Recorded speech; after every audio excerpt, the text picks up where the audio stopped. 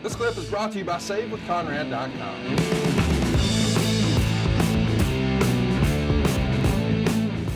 Hey, it's Conrad Thompson, and you're listening to Grillin' JR with the voice of wrestling, Mr. Jim Ross. Jim, how are you, man? I'm good, Connie. Good to talk to you today, and thanks for everybody for tuning in. We appreciate it. Very special show to talk about today. A lot of things in the news. But as we were talking before we started recording, this show is massive. It's a huge topic to tackle.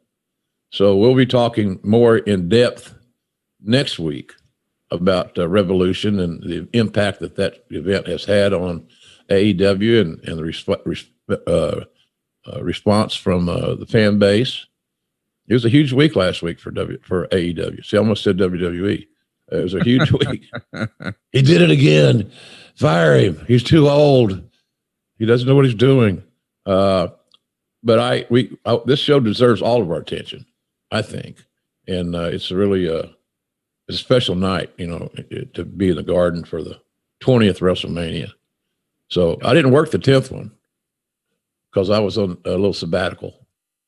But I started at 9, missed 10. I think I did something at 11. But I had a little shutout there when Vince was back in the lead announcer chair. But all these WrestleManias are special. But this one here was because of the Eddie's elevation and Benoit getting an unlikely win over Shawn and Hunter. I thought was pretty incredible. So good show, and it aligned the coffers even better. Yeah, I mean, it is a pretty historical show for a lot of reasons, but I do think a lot of people still think about that visual of Chris Benoit and Eddie Guerrero. Of course, we're talking about WrestleMania 20. This is going to be a big show. We've got tons of notes on this. Let's just jump right into it. Yep. The tagline is "Where It All Begins Again." It took place on March 14th, 2004 from Madison Square Garden in New York City. You draw 20,000 fans to the Garden here. You've got 825,000 buys. That's a buy rate of 1.53. At the time, this is the third highest number of buys behind only WrestleMania 17 and 18. As a reminder, 17, 18, and 19 were all held in domes and stadiums, but sort of keeping in tune with WrestleMania 1 and 10, WrestleMania 20 is also at Madison Square Garden. And it felt like for a long time, all these big even years, Jim, those were always going to be at MSG because we were conditioned to that for 1, 10, and 20. But 30 was not there. 30 was famously in New Orleans, and they've never went back to the Garden. Do you think in hindsight, given the big business that this one did, this was a mistake to not run a dome or stadium?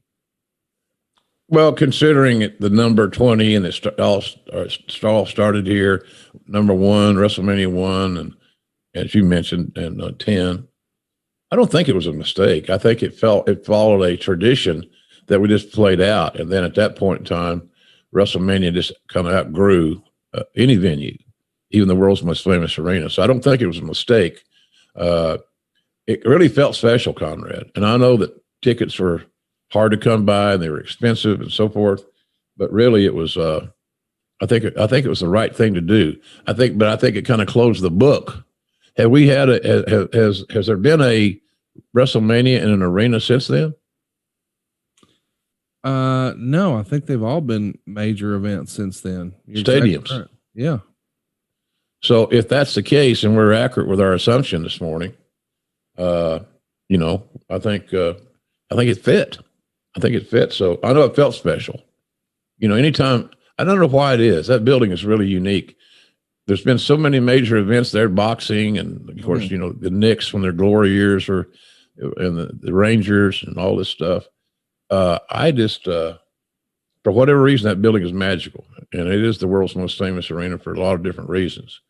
But for somebody to win a title or to have a great match or earn a big payday in the Garden is a real bucket list for a lot of people, including myself.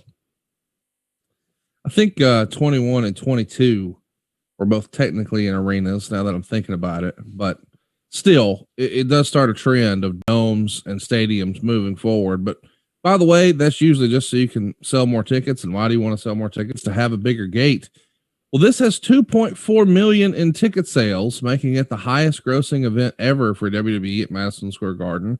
There's more than 20,000 folks there, representing 16 countries, 48 states. It's also televised in more than 90 countries.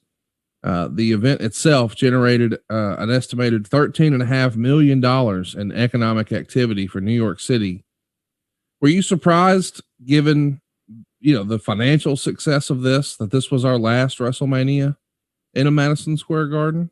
A little bit surprised, but I can see the trend going toward large venues. Yeah. And as you said, you've always got to, as a marketer or promoter, the supply's got to fit the demand. And, we weren't able to do that. Obviously, I don't know how long this event took to sell out, but it was minutes. Yeah. And when you, like you mentioned, minutes for people in 48 states, minutes for people that attended from 16 countries. So it was a hard ticket to get, heartbreaking for some fans that really wanted to go see it. But I think that it was a real special event. I just sense that we're going to move to stadiums all the full time in the future. And as you mentioned, I couldn't remember. I worked those two WrestleMania, this 21 and 22, but it just was inevitable. And I don't ever see it going back to away from stadiums and arenas. Next year's in Dallas, right? At the AT&T Stadium. That's right.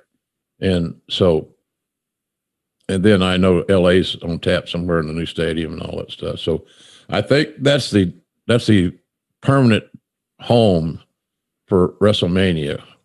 It will be in stadiums, domed stadiums would be my preference, because you don't have to worry about rain. Could completely eliminate that thought from your consideration. I always thought we were lucky when we had that outdoor show in I don't remember what maybe it's 28 or something in Jersey, because it looked like it was going to rain. It was kind of cool. Yeah. So I think you can avoid all that by good planning. Just go inside, go indoors and fill it up and have a great atmosphere and a hell of a crowd shot. You talked about how fast this sold out. How about 60 seconds? Is that fast enough? Yeah. Conrad, this reminds me of your dating life when you were a teenager. I knew that was coming. Meltzer would say, while the indoor setting of Madison Square Garden drew a crowd announced at more than 20,000, which he thought sounded exaggerated. Of course he did. It may end up being the most lucrative wrestling show in history. The show grossed in excess of 2.4 million, which we discussed. That's the third largest live gate for a U.S. pro wrestling event, but it's 6th overall in company history as we ran down. But this is also a time where we've got an increase in the pay-per-view buy. You're going from $39.95 to $49.95. And as we said, it drew just a ton of buys. Talk to me about the pricing strategy there. Do you guys have somebody go do a study about what the market will bear? Or does Vince or somebody in accounting just take a stab and say, let's just try it? I don't think there's any stabs taken. I think there was research done on what the market would bear and what other major pay-per-view boxing events and things of that nature were able to command. You price it to where you think the market will tolerate without holding everybody up. $10 increase is important, but there was always a lot of communal pay-per-view watching. I know folks listening or watching us today can call back on a time where they had their buddies over and they shared the price of the pay-per-view, and they had 6 or 8 guys there and they would eat and drink and laugh and gamble or whatever, on the outcome.